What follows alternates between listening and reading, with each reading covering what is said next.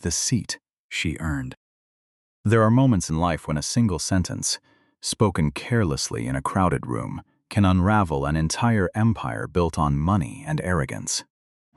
This is one of those stories.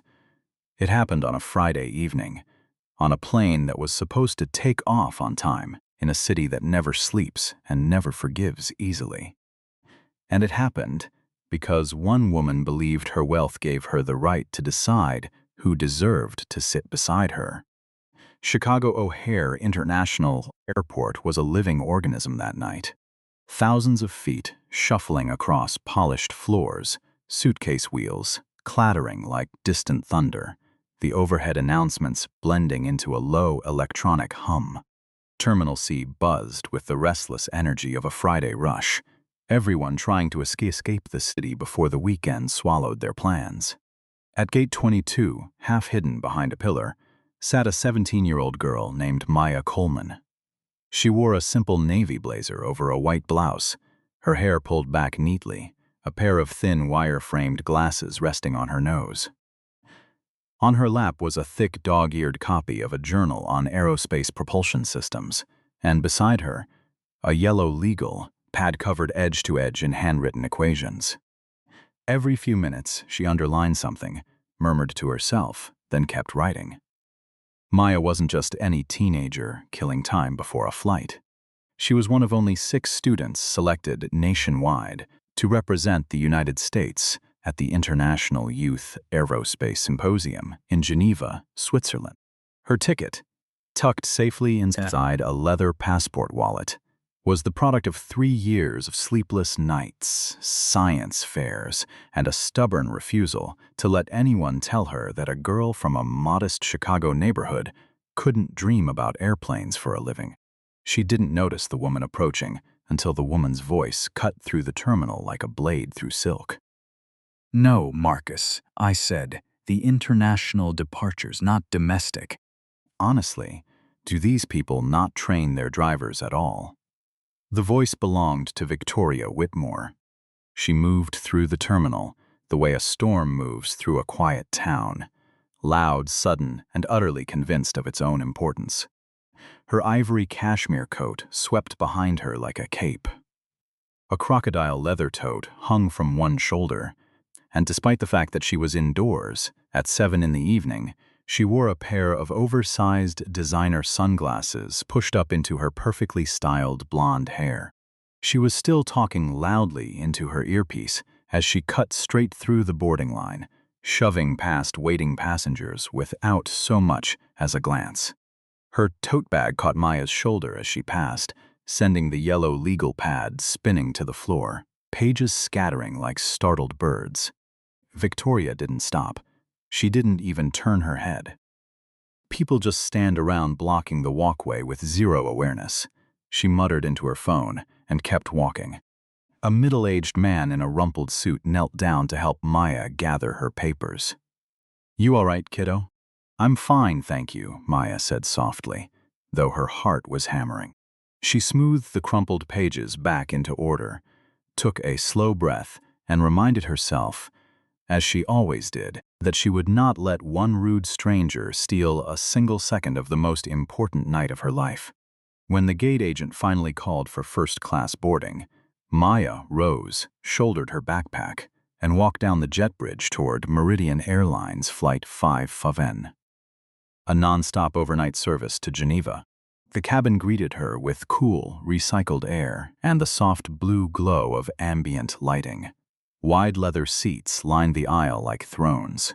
She found row 3, tucked her backpack into the overhead bin, and sank into seat 3B, the window seat, running her fingers along the smooth armrest.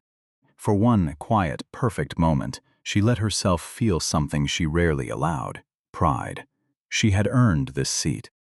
Every equation, every all-nighter, every teacher who doubted her, and every teacher who believed in her had led to this exact moment. That peace lasted exactly 90 seconds. The sharp click of stiletto heels approached, followed by a wave of expensive perfume, so strong it seemed to physically enter the cabin before its owner did.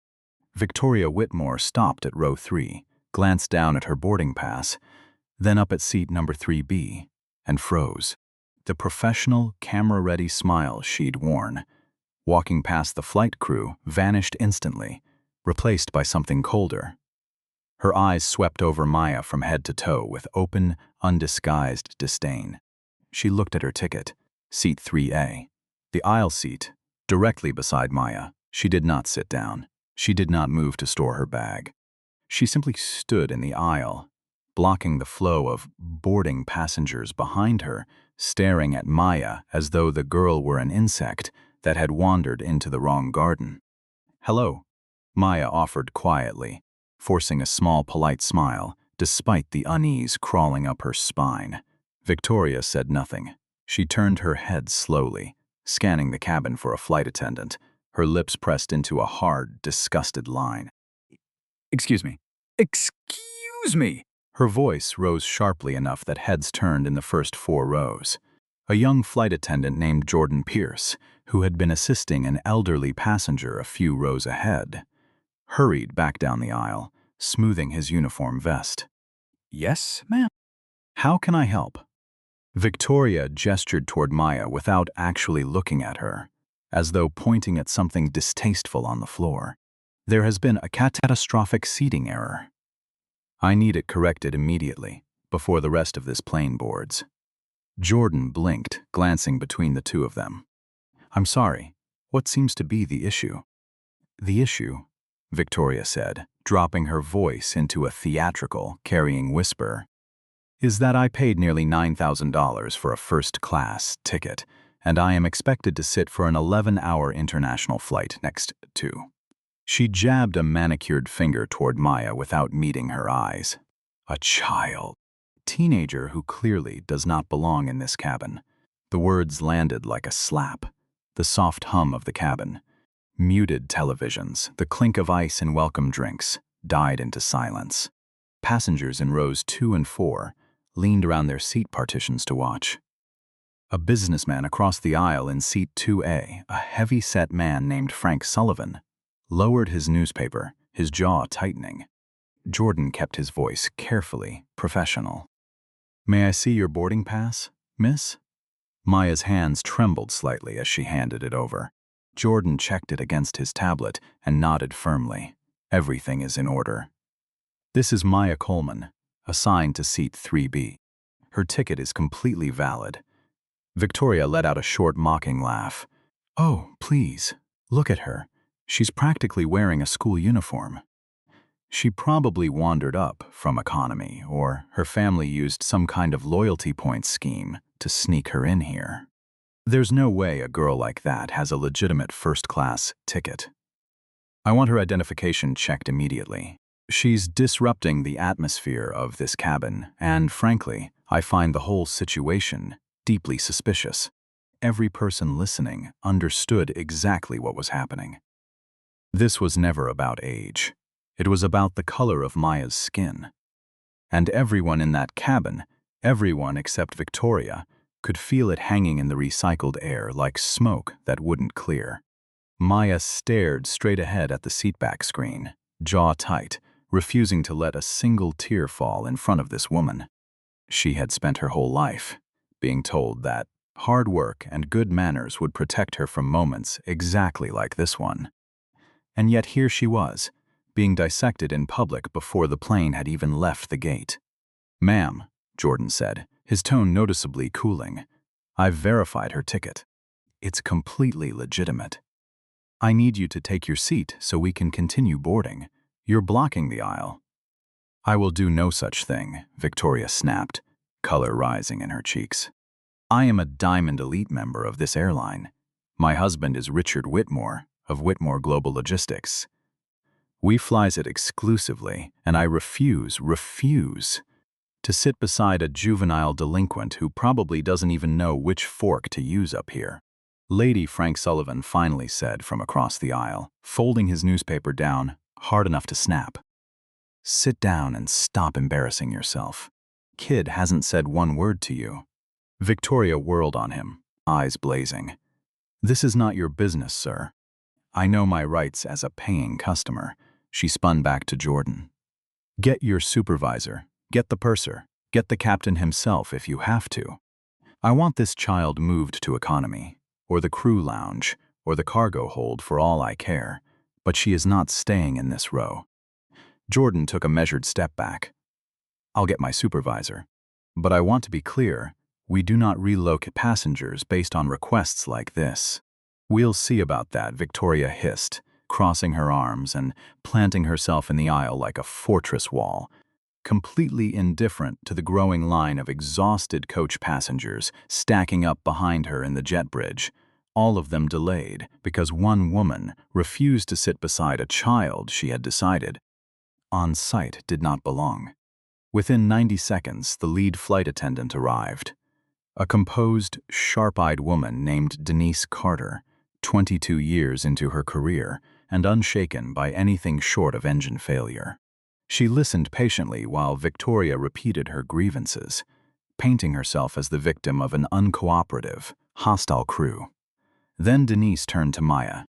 The girl sat rigid, spine straight, staring at the screen in front of her, one single tear finally slipped down her cheek, which she refused to wipe away, as though acknowledging it would mean surrendering completely. Denise's expression softened for half a second before hardening again as she turned back to Victoria. Mrs. Whitmore, this young woman, holds a fully paid, confirmed first-class ticket. She has broken no rules and caused no disturbance. She is entitled to every courtesy this cabin provides. We do not move passengers simply because their seatmate finds their presence undesirable. Are you refusing to help me? Victoria's voice cracked into a shriek. Do you have any idea who my husband is? I will have your job. I will write to your executive board personally. You are choosing a child over a loyalty member who has flown with this airline for 15 years. I am protecting a passenger's right to fly without being harassed, Denise replied evenly. If you're uncomfortable in your assigned seat, I can check availability in the main cabin. First class is completely full tonight. Those are your only two options, 3A or economy. You want me to sit in coach? Victoria's voice hit a pitch that made several passengers wince. This is discrimination. Against me, I demand to see the captain. The captain is completing pre-flight checks. He does not intervene in seating disputes unless there's a genuine security concern. Maybe there is a security concern. Victoria shouted, completely unraveling now. How do we know what's in that backpack? How do we know she even belongs on this flight? I don't feel safe. The absurdity of the accusation drew audible groans from nearby rows. Frank Sullivan muttered, unbelievable. Somebody get this woman off the plane already. And then, as if the universe itself had been listening and had simply had enough, the cockpit door unlatched with a sharp mechanical click that seemed to echo through the entire forward cabin. The door swung open. A man stepped out, tall, broad-shouldered, his navy uniform pressed to a razor's edge, 4 gleaming gold stripes on each shoulder, silver wings pinned above his chest pocket. His hat was tucked under one arm, revealing close-cropped hair touched with gray at the temples. His face was calm, composed, and utterly unreadable, the kind of stillness that belongs to a man who has flown through hurricanes and zero-visibility landings and never once raised his voice to do it. This was Captain Marcus Coleman, Meridian Airlines' Regional Director of Flight Operations for the Central Division. A man who still flew international routes personally, not because he had to, but because he refused to lose touch with the cabin he was ultimately responsible for.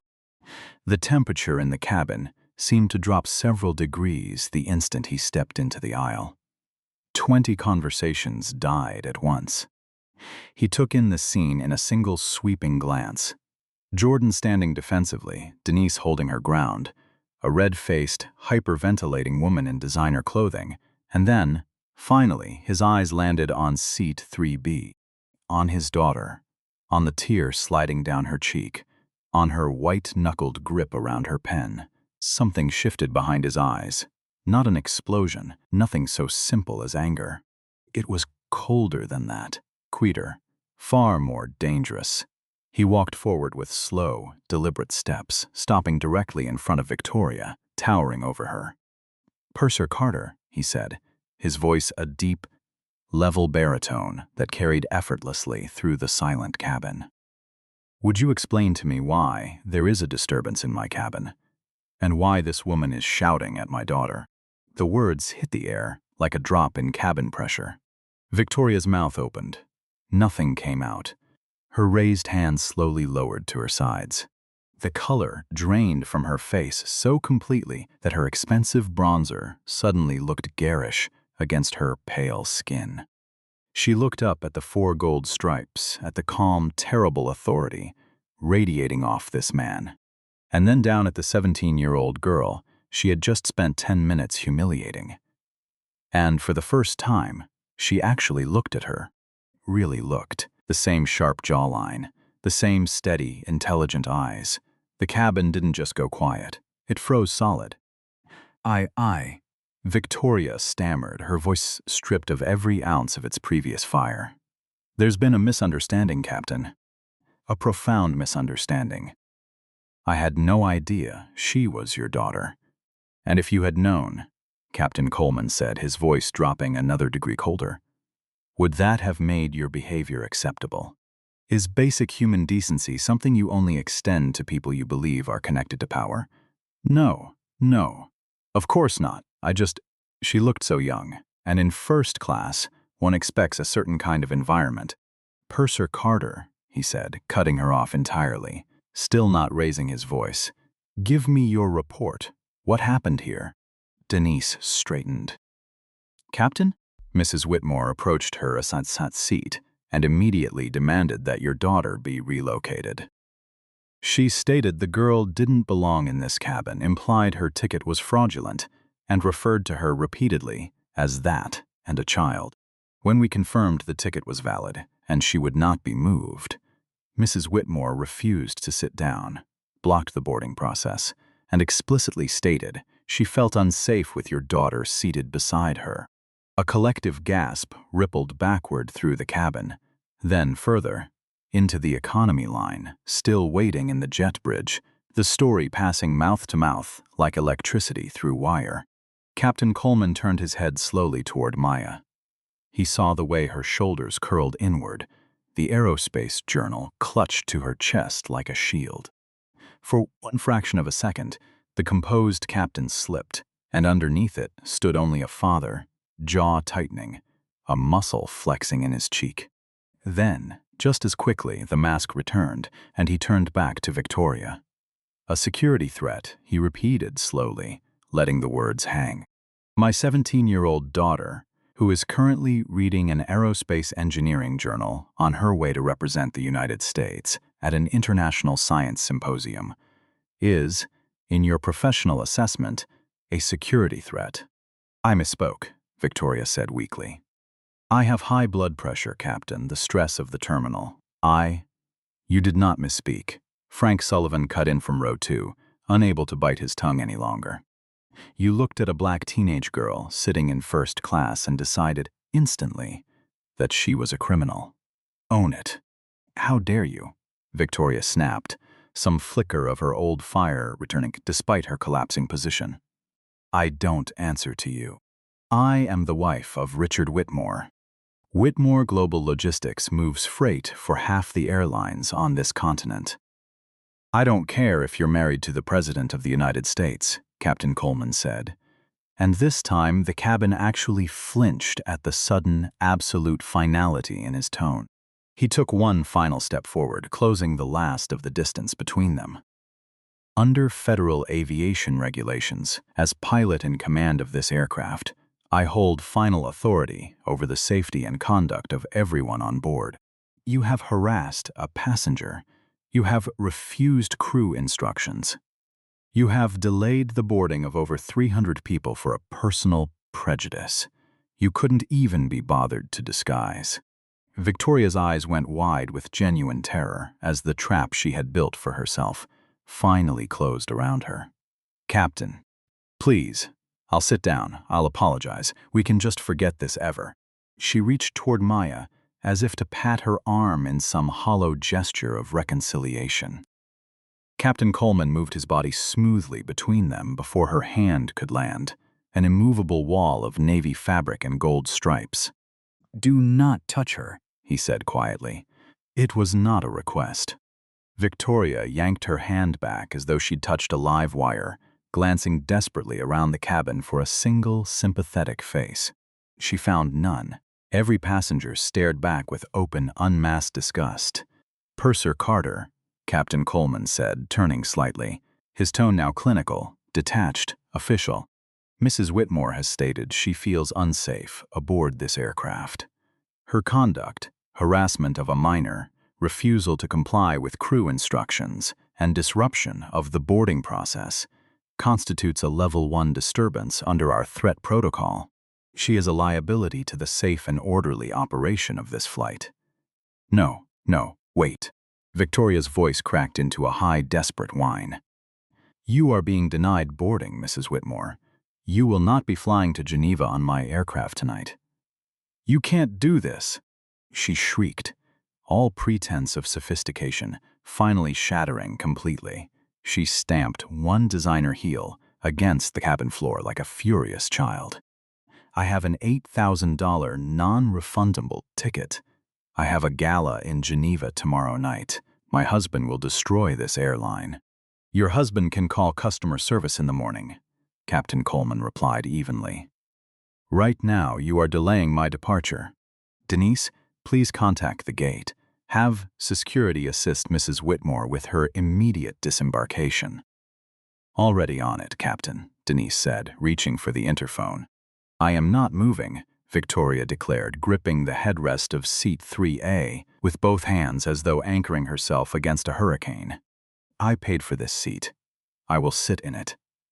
You'll have to drag me off this plane, and when you do, I will sue this airline, and I will sue you personally until you have nothing left." Captain Coleman didn't so much as blink. He simply lifted the small radio clipped to his lapel. "Bill, this is Marcus. We've got a passenger offload situation in first class. Hold the checklist." A voice crackled back through the earpiece, audible to those nearby. "Copy that, Captain. Take your time. We're not going anywhere until you say so." Within 2 minutes, heavy footsteps echoed down the jet bridge.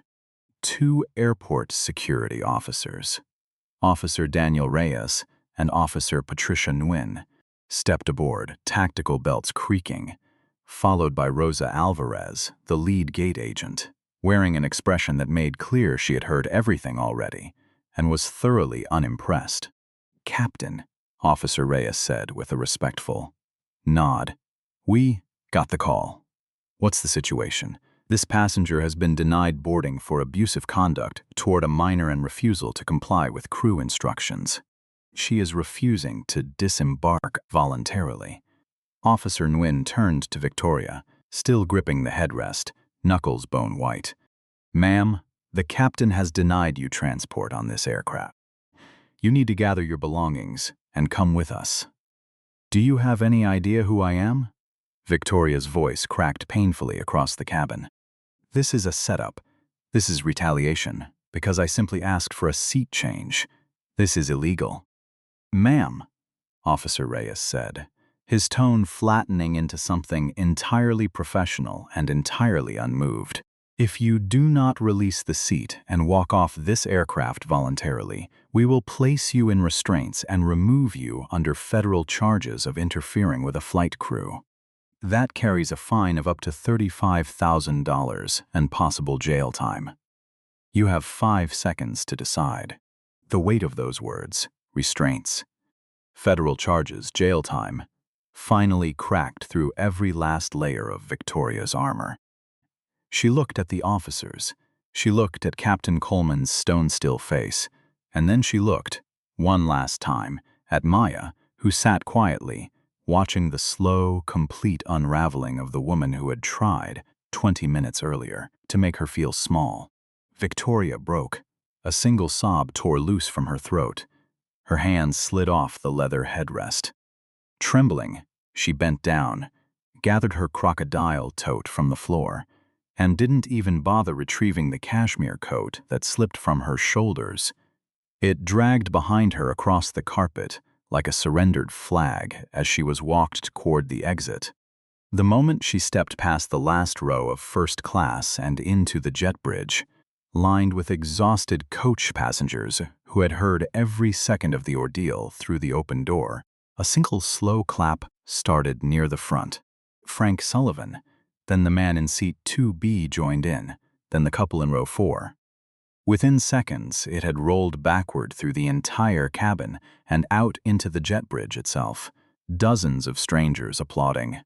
As Victoria Whitmore was escorted off the aircraft in complete humiliating silence, her sunglasses falling from her hair and being crushed underfoot as she walked. Inside the cabin, the pressure that had built for 20 unbearable minutes finally released all at once, like a held breath finally let go. Denise picked up the intercom. "Ladies and gentlemen, we apologize for the delay. We will resume boarding immediately. Thank you for your patience." Captain Coleman lingered in the aisle a moment longer, waiting for the flow of boarding passengers to steady, before kneeling down beside seat 3B, bringing himself level with his daughter's eyes. The composure Maya had held onto for 20 agonizing minutes finally broke. But this time, the tears that came were different. Relief, not shame. "Are you okay, sweetheart?" he asked, his voice shedding every trace of the captain and returning entirely to the father underneath. "I'm okay, Dad," she whispered. I didn't say anything to her. I promise. I just sat here. I know you didn't. He reached out and wiped the tear from her cheek with his thumb. "You handled that with more grace than most adults could manage. You are brilliant. You are exactly where you belong. And you will never, ever let someone else's small mind convince you that your seat isn't yours. You earned it." Maya let out a small wet laugh and threw her arms around his neck, breathing in the familiar scent of his aftershave and pressed cotton uniform. "Now," he said, pulling back and tapping the cover of her journal, "study hard. I have a heavy piece of machinery to fly across the Atlantic. I expect a full report on the symposium when we land." "You got it, Captain," Maya said, finally smiling. He stood, gave Frank Sullivan a small nod of gratitude, and walked back toward the cockpit, keying in his access code as the reinforced door clicked shut behind him, ready to carry his daughter and everyone else on board safely through the night sky. While Flight 517 climbed to 39,000 feet over the dark Atlantic, Victoria Whitmore's night was only just beginning to fall apart in earnest. She sat in a stark, fluorescent-lit security office back in Terminal C. Cinder block walls, a metal desk, 3 bolted-down plastic chairs. It was a world away from the champagne-scented lounge she'd been complaining about an hour earlier.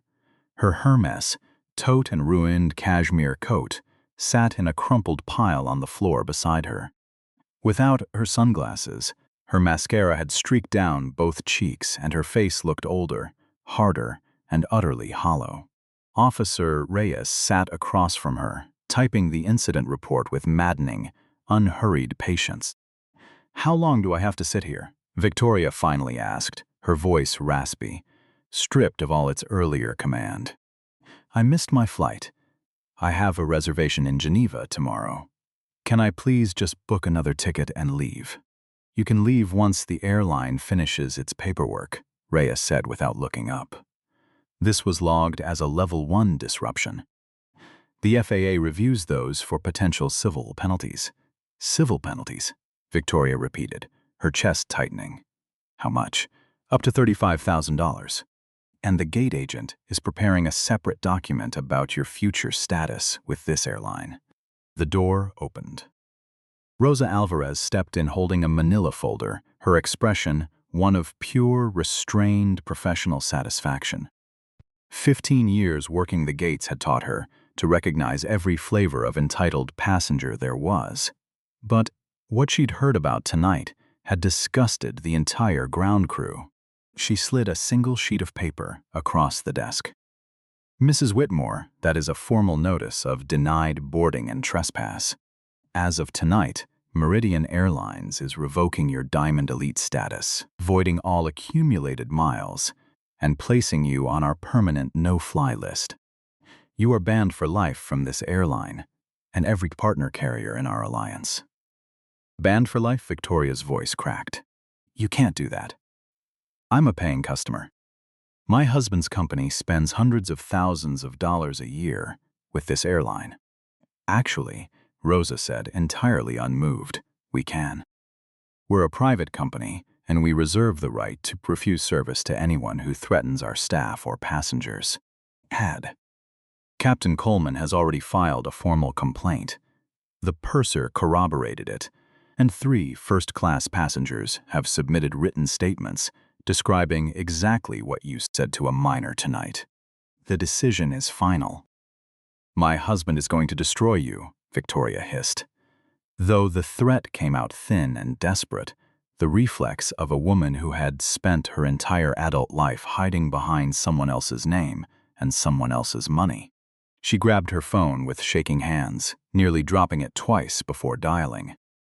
Richard Whitmore picked up on the 4th ring, mid-conversation, at a business dinner downtown. Victoria? You should be over the Atlantic by now. Did the Wi-Fi cut out again? Richard, it's a disaster, she sobbed.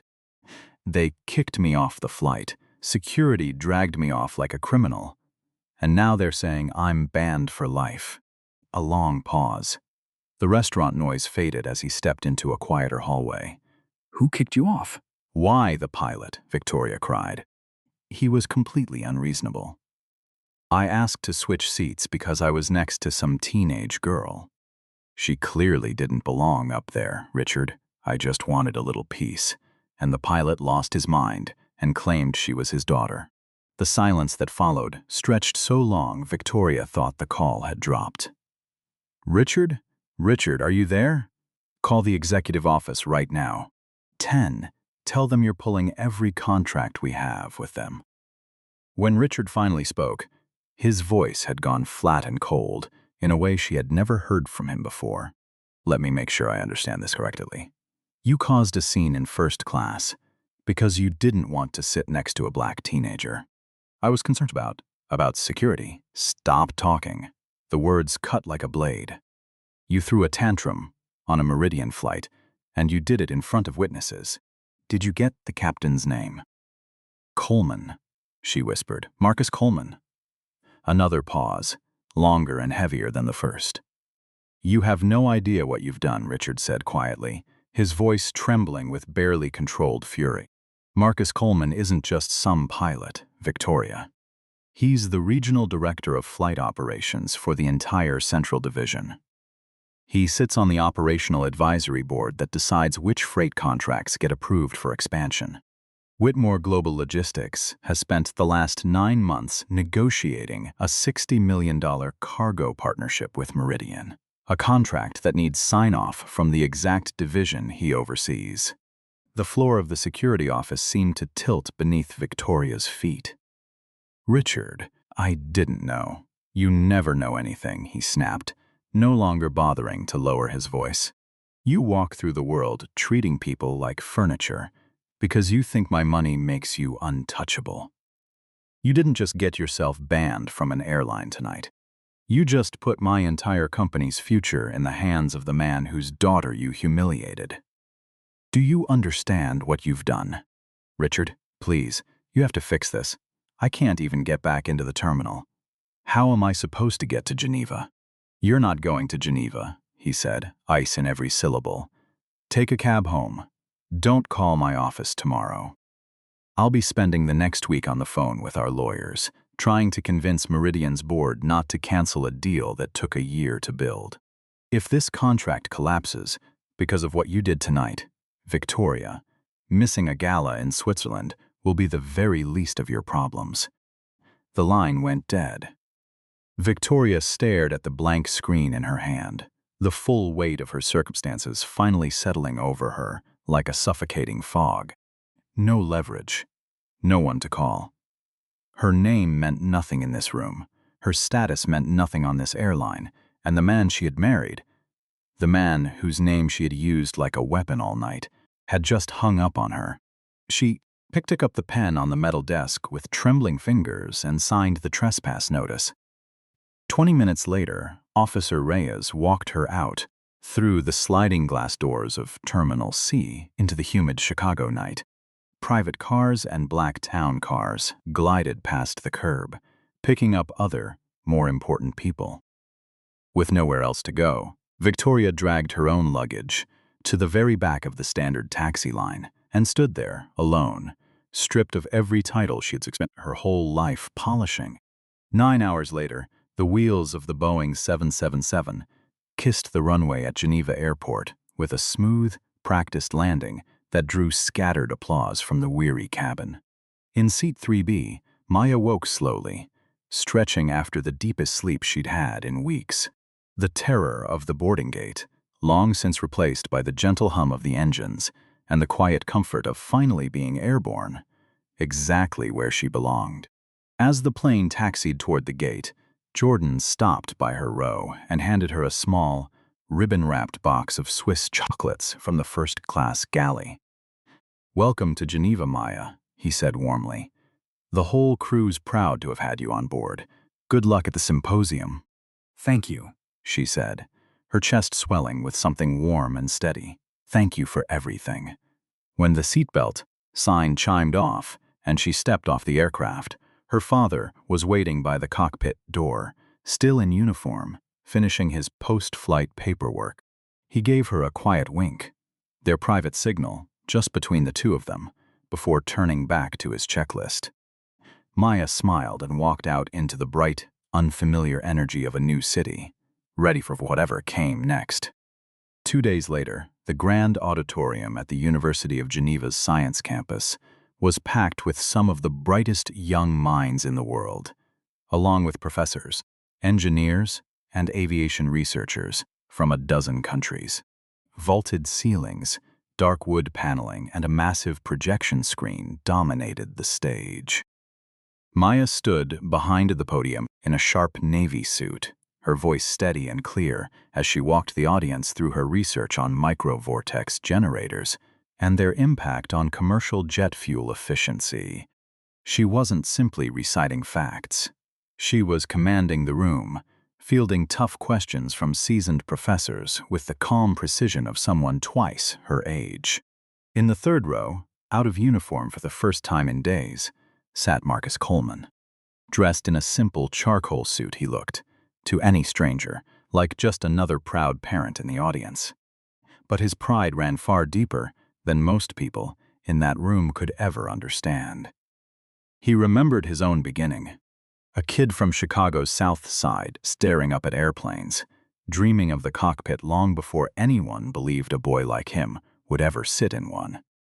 He remembered flight school applications that mysteriously got lost, instructors who graded him harder than his classmates, passengers early in his career who had once asked to be reseated the moment they saw a black man walk into the cockpit.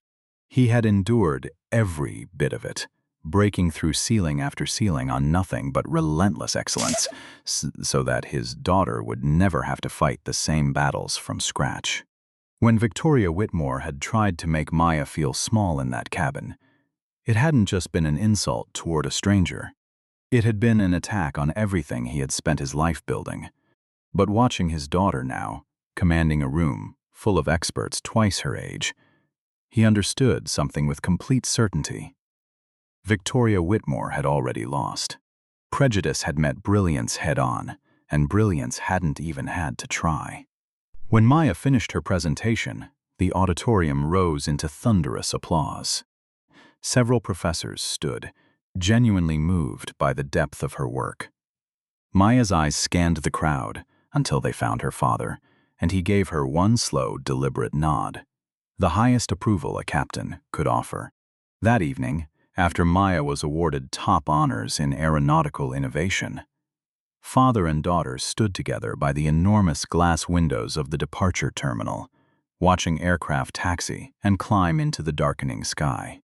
"You know," Maya said quietly, resting her head against her father's shoulder, "for a second back there, when she was yelling at me, I actually believed her." I felt like maybe I didn't belong. Her father wrapped an arm around her shoulders and pulled her close.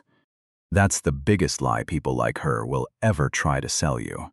They want you to believe your presence in their spaces is some kind of mistake. But you were never a guest in this world, Maya. You own your space. You earned that seat and you will earn every seat after it. I think I proved that tonight, she said, glancing down at the trophy in her hands. You did more than prove it, he said, his eyes reflecting the runway lights beyond the glass. You soared right over her, and you're just getting started. They stood together in comfortable silence, watching one plane after another lift off into the night.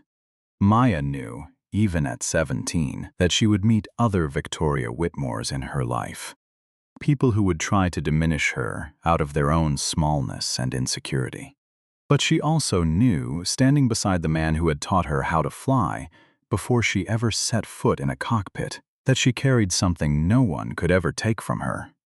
The strength to hold her ground, and the certainty that she belonged exactly where she stood. The sky outside was vast, endless, and entirely hers. A single moment of arrogance had cost Victoria Whitmore everything she thought her money could protect, her status, her reputation, and very nearly her marriage. But true dignity, the kind Maya carried quietly in every step she took that night, could never be bought, and it could never be taken away. Respect isn't something you're born entitled to. It's something you either choose to give, or one day, painfully, learn the cost of withholding.